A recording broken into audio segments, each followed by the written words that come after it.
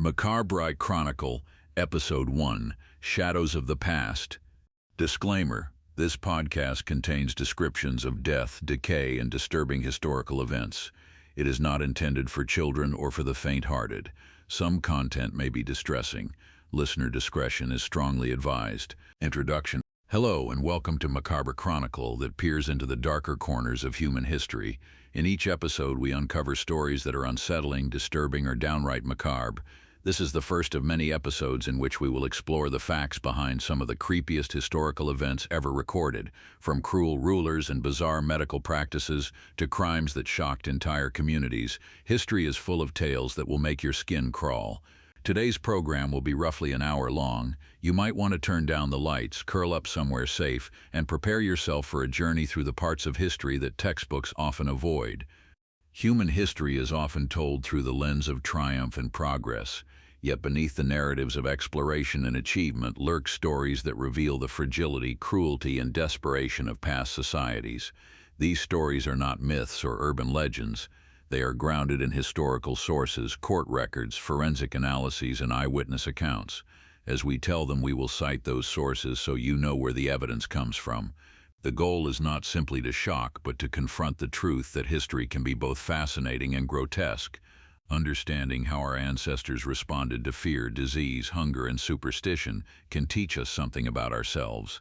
So take a deep breath, leave behind the safety of the present, and let us begin our descent into the shadows. Segment 1. When the law put animals on trial. Our first tale comes from medieval France, where not only people but also animals were subject to the full force of the law. As strange as it may sound, pigs, horses, and even insects could be prosecuted for crimes ranging from eating crops to murder. The most famous of these cases occurred in 140-57 in the French town of Savigny. A sow and her piglets were accused of killing and partially eating a 5-year-old boy. According to contemporary chroniclers, the trial mirrored human legal proceedings. The animals were provided with legal counsel, witnesses were called, and judgment was passed by a secular court. The sow was found guilty and was hanged, while her 6 piglets were acquitted because there was no evidence they had participated in the attack. The judge ruled that the sow's carcass should be dressed in human clothes and executed in the public square. Why did medieval societies hold such trials? Scholars argue that it was part of a worldview in which all rational beings were thought to understand and obey divine and secular law. If an animal transgressed, it had to be punished to restore cosmic order. Legal scholar E.P. Evans noted that animals were often tried in ecclesiastical courts where they could be excommunicated, but serious offenses were handled by secular judges. These events served as public spectacles that reinforced communal norms. To modern ears, the image of a pig being hanged like a human is unsettling, yet it reminds us how differently justice and guilt were conceived in past societies. Segment 2. The Boy Pharaoh Who Hated Flies. From European courtrooms we travel back more than 4,000 years to ancient Egypt. Pepi II Neferkara, a pharaoh of the 6th dynasty, ascended the throne when he was a young child and is said to have ruled for more than 60 years. According to a legend preserved in later sources, Pepi II was repulsed by flies. To keep these insects away from him, he ordered his servants to smear themselves with honey so the flies would swarm around their bodies instead. The sight of courtiers glistening with honey, serving as human fly traps while the young ruler dined in comfort, illustrates the cruelty that absolute power can cultivate. Pepi II's long reign is attested in inscriptions and king lists. But the honey story comes from a fragmentary account of the Old Kingdom and may have been exaggerated to depict him as decadent and cruel. Nevertheless, Egyptologists note that he corresponded with regional governors about capturing dwarfs for his court, which suggests a fascination with novelty in human bodies. Whether or not the honey anecdote is literally true, it reflects a worldview in which royal comfort mattered more than the dignity of servants.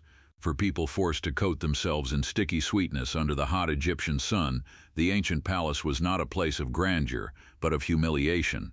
Segment 3.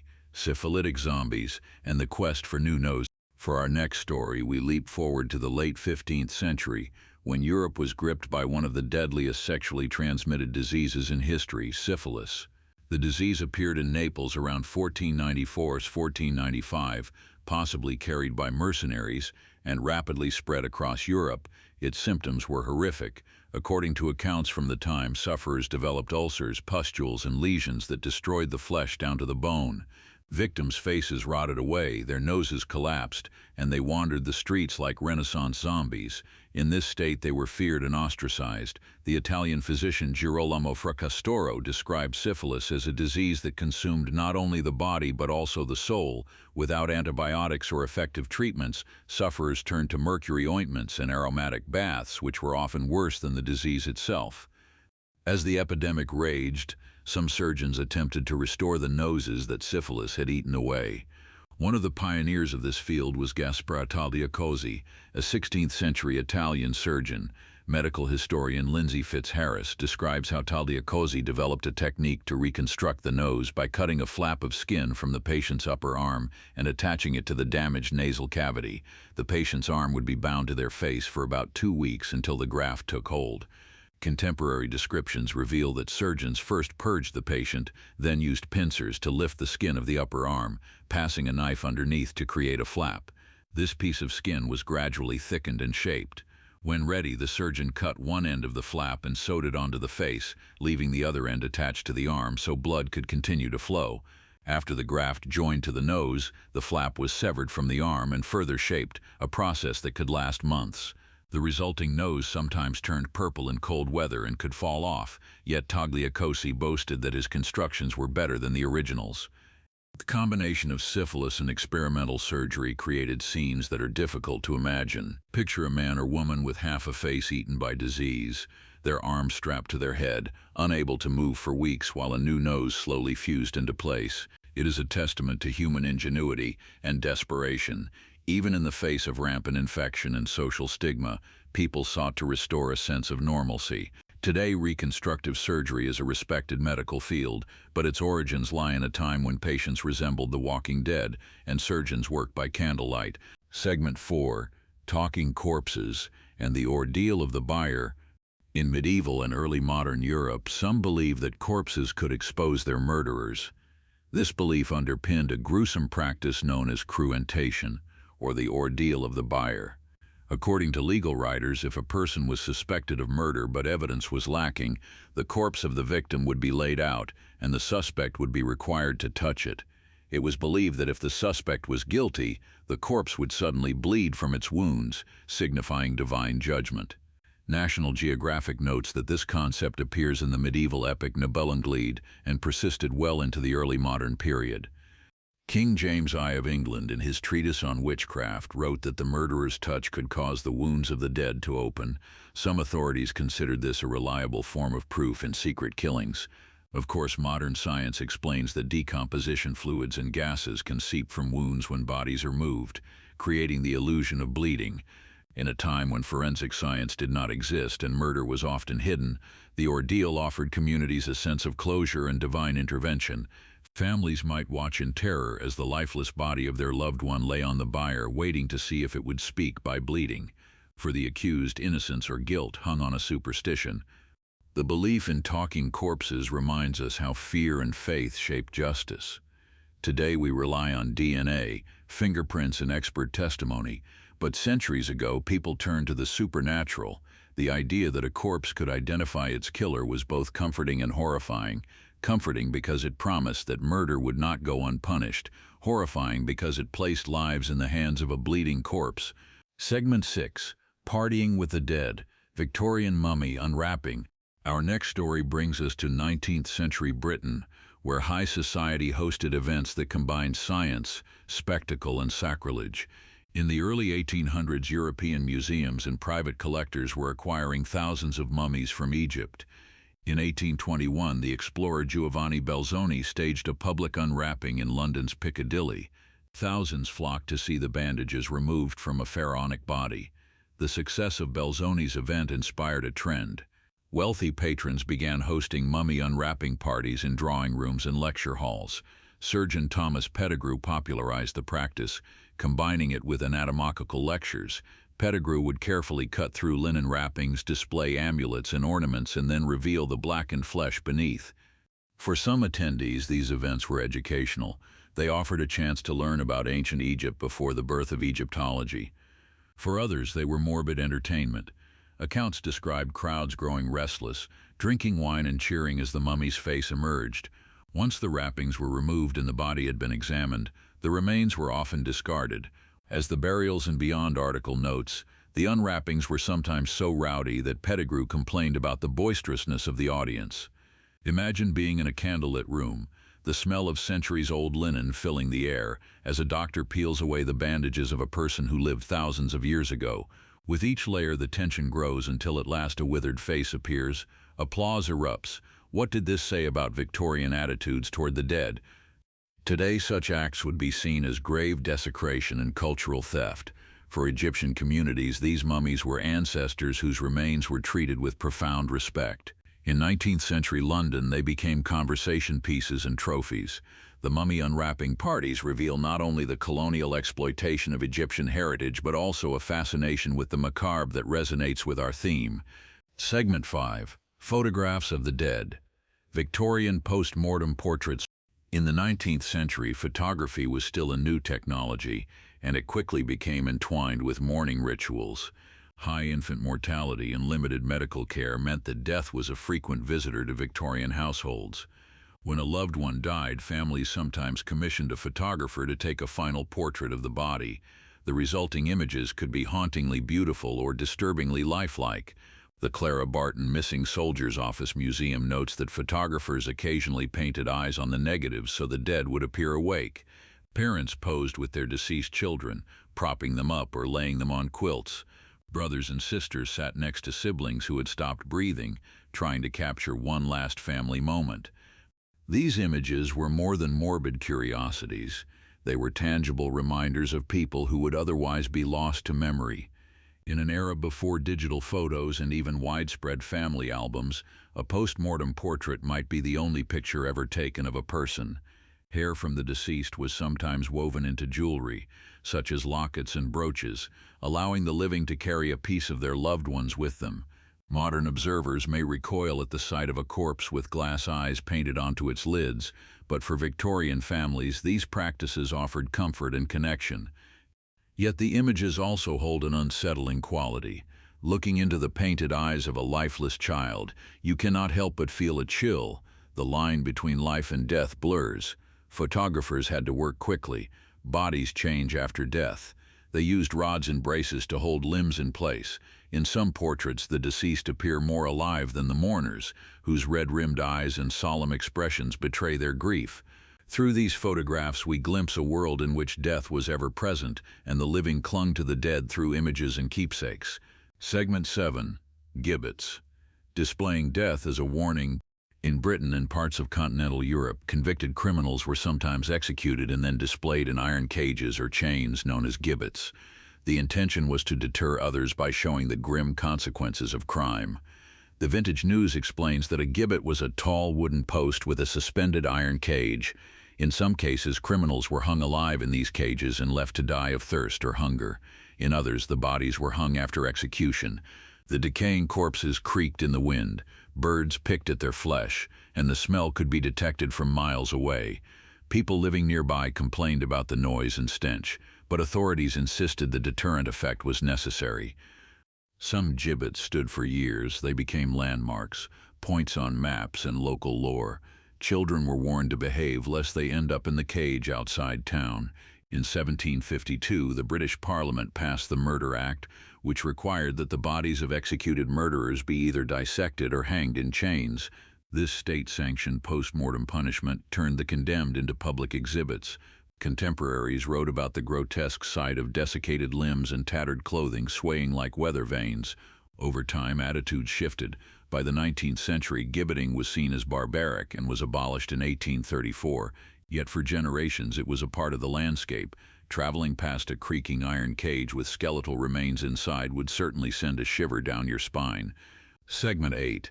The Radium Girls, Glowing Paint, and Rotting Bones. In the early 20th century, radium was considered a miracle element. It glowed in the dark and was used in everything from health tonics to luminous watch dials. Young women, hired to paint the numbers on clocks and aviation instruments, were told that the glowing paint was harmless. In fact, they were encouraged to shape their brushes by licking the bristles. The All That's Interesting article recounts how one worker, Molly Maggia, experienced toothache, then her teeth fell out, and eventually her jawbone disintegrated. When a dentist attempted to examine her, he found that her jawbone crumbled like ash in his hands. The radium she had ingested had irradiated her bones from the inside, causing necrosis and tumors. The company that employed these women initially denied any danger, blaming the workers' illnesses on syphilis to discredit them. As more women fell ill, symptoms included bone pain, anemia, and radium jaw, a condition where the bones of the face weakened and broke. One woman's spine collapsed, another developed massive tumors on her hip. Despite knowing the hazards, the company refused to stop production. In 1927, several of the women filed suit. The case drew national attention and eventually led to improved industrial safety standards. Many of the radium girls did not live to see justice. They died in agony, their bones glowing faintly in the dark. Their story is a reminder that corporate greed and scientific ignorance can have devastating human costs. Listening to this, imagine being told that the luminescent paint you lick every day is healthy, only to have your jaw crumble and your bones poison you from within. It is horror not from monsters but from negligence and exploitation. These women were unwitting pioneers in occupational health, paying for progress with their bodies. Segment 9. The Dancing Plague. When Strasbourg couldn't stop moving, authorities were baffled. Local physicians declared that the dancers' blood was overheated and recommended that they continue dancing to exhaust the affliction. City councilors ordered guild halls converted into dance floors and paid musicians to play drums, fiddles, and horns. This treatment backfired. Seeing the dancers in full view of the public convinced more citizens that they were witnessing the wrath of St. Vitus, and even more joined. By the end of the month, the plague had seized 400 people. In July 1518, the citizens of Strasbourg, a city in what is now France, witnessed one of the most perplexing epidemics in history. A woman named Frau Trophe stepped into the street and began to dance. She danced for hours, ignoring her husband's pleas to stop. Within a week, 30 others joined her. Before long, hundreds were dancing uncontrollably. Chroniclers describe people hopping and spinning until their feet bled. Some danced for days or weeks and collapsed from exhaustion. A 17th-century chronicle quoted by the Public Domain Review records that many hundreds in Strasbourg began to dance and hop day and night, and many of them ate nothing until at last the sickness left them. Another source lamented that some died from the compulsion. Modern scholars have proposed several theories to explain the dancing plague. Some think it was a case of mass psychogenic illness triggered by stress and religious fervor. Others suggest that ergot fungus in rye bread caused hallucinations and convulsions. Religious explanations point to the cult of St. Vitus, whose followers believed that dancing before his statue could cure them. Whatever the cause, the dancing plague remains one of history's strangest outbreaks. Imagine the scene: a hot summer day, a crowded market square, and dozens of people moving without rest, sweat streaming down their faces, their feet bleeding, while musicians play faster and faster. It is both tragic and surreal. Segment 10. Starving Time. Cannibalism at Jamestown. The Jamestown colony, founded in 1607 in what is now Virginia, was the first permanent English settlement in North America. Within 2 years, the colonists were struggling. They arrived during one of the worst droughts in centuries and lacked agricultural experience. Relations with local indigenous peoples were strained. By the winter of 1609-1610, known as the Starving Time, conditions became desperate. The Smithsonian reports that colonists ate dogs, cats, and horses to survive. Archaeologists have also found butchered carcasses of rats and snakes. Yet these morsels were not enough. For centuries, there were rumors that colonists resorted to cannibalism. In 2012, archaeologists from Preservation, Virginia, unearthed the fragmentary skull and tibia of a 14-year-old girl they nicknamed Jane. Forensic anthropologists identified shallow chop marks on her forehead, deeper cuts at the back of her head, and punctures on her jaw. These patterns indicate tentative attempts to open the skull and remove the brain for consumption. Further analysis showed that the back of the skull had been split by a series of forceful blows, likely with a small hatchet, and that cuts along the jaw were consistent with removing flesh. Historian James Horne noted that about 80% of the colonists died that winter. Surviving accounts describe extreme hunger. George Percy, the president of Jamestown during the crisis, later wrote that after eating horses and vermin, the colonists dug up corpses and ate them. He recounted that some even licked up the blood which hath fallen from their weak fellows. The discovery of Jane provided the first physical evidence of cannibalism at Jamestown, confirming those grim accounts. The butchering marks suggest that the people who dismembered her were inexperienced, reflecting their desperation. What drove them to such extremes? Starvation weakens bodies and minds. In the absence of food and under the stress of disease and conflict, the boundaries of morality erode. The story of Jamestown's cannibalism reveals how fragile human societies can be when nature and circumstance conspire against them. Segment 11. The Rabbit-Bearing Woman, Mary Toft's Obstetric Hoax. In 1726, a poor servant named Mary Toft from Godalming, England, claimed she had given birth to several rabbits. According to pamphlets and letters preserved by the University of Glasgow, news of Toft's peculiar deliveries reached the court of King George I in September 1726. A local obstetrician, John Howard, attended her and reported that she delivered animal parts including a liverless cat, rabbit heads and legs. Howard wrote to notable doctors and the king's secretary, proclaiming the miracle. The curious monarch dispatched Swiss surgeon Nathaniel Saint-André and secretary Samuel Molyneux to investigate. As crowds flocked to see Toft, she was moved to Guildford and went into labor with her 15th rabbit while Saint-André and Molyneux watched. Saint-André believed the births were genuine and took specimens back to London. Not everyone was convinced.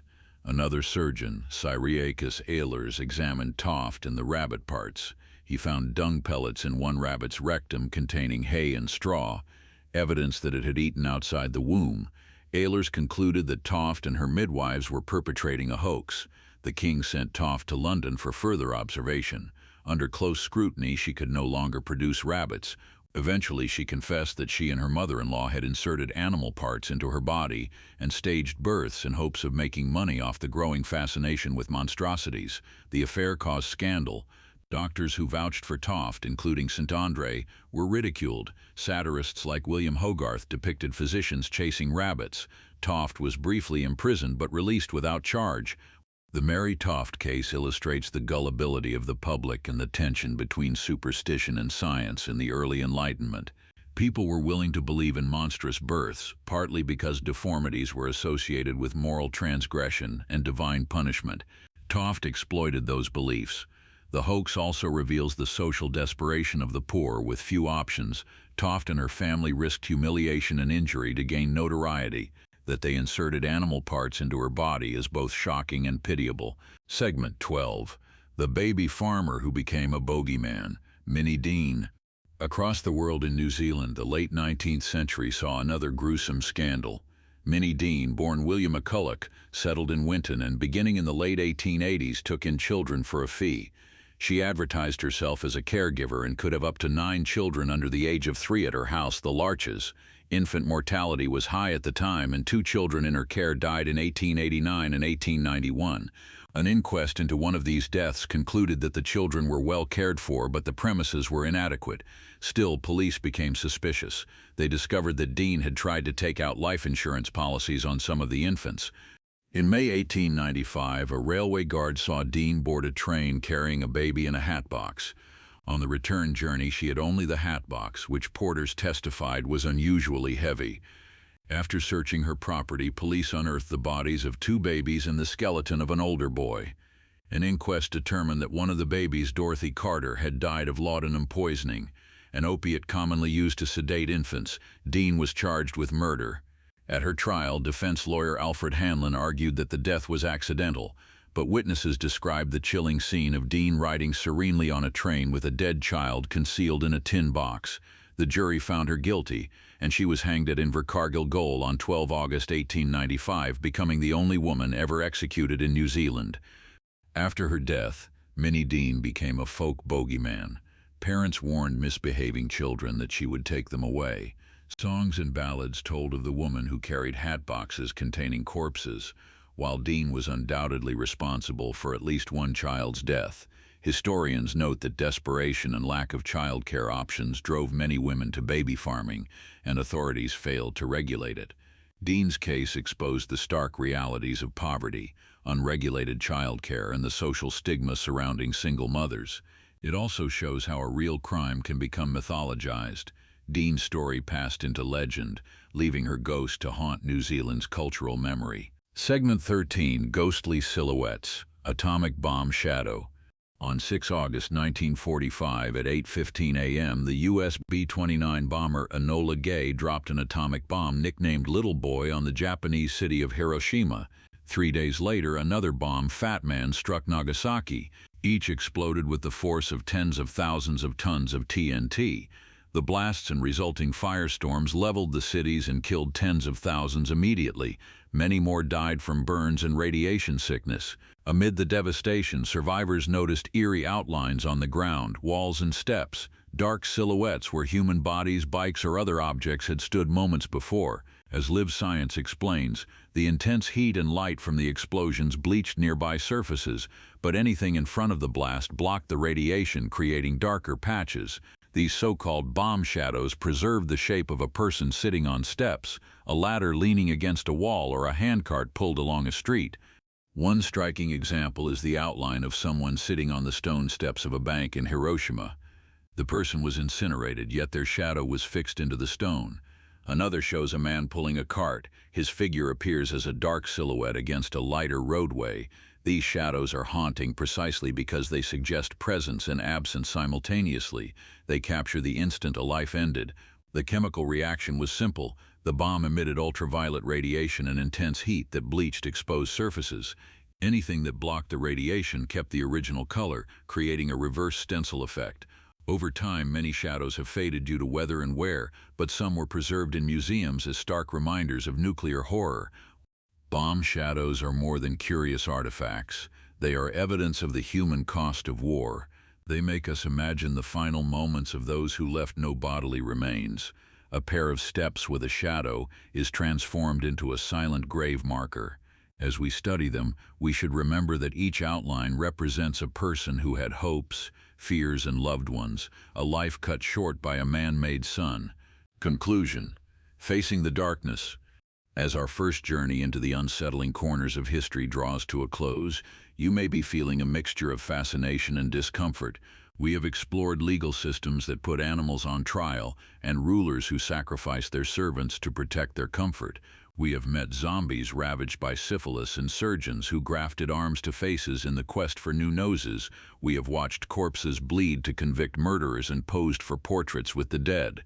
We have attended mummy unwrapping parties, walked past creaking gibbets, witnessed glowing women whose bones crumbled, and danced with the cursed citizens of Strasbourg.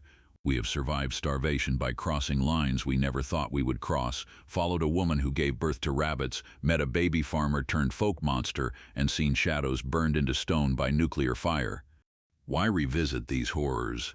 Not to revel in gore, but to understand the depths of human experience. These stories show how societies grappled with death, disease, superstition, exploitation, and desperation. They reveal the ways people sought control, whether by accusing animals, bleeding corpses, or swallowing radium. They also remind us that progress often emerges from tragedy. The Radium girls' lawsuits improved workplace safety. The exposure of Mary Toft's hoax helped advance obstetrics. The failure of gibbets and animal trials contributed to legal reforms. Even our disgust at mummy unwrappings has spurred discussions about respectful treatment of the dead. Thank you for listening to Macabber Chronicle. In our next episode, we will delve into more dark and fascinating chapters of history: the dancing plague of Molenbeek, the human taxidermy of El Negro, and the bone churches of Europe. Until then, remember that behind every ghost story is a human story, and behind every strange historical practice is a culture navigating fear and mortality. Good night, and beware the shadows.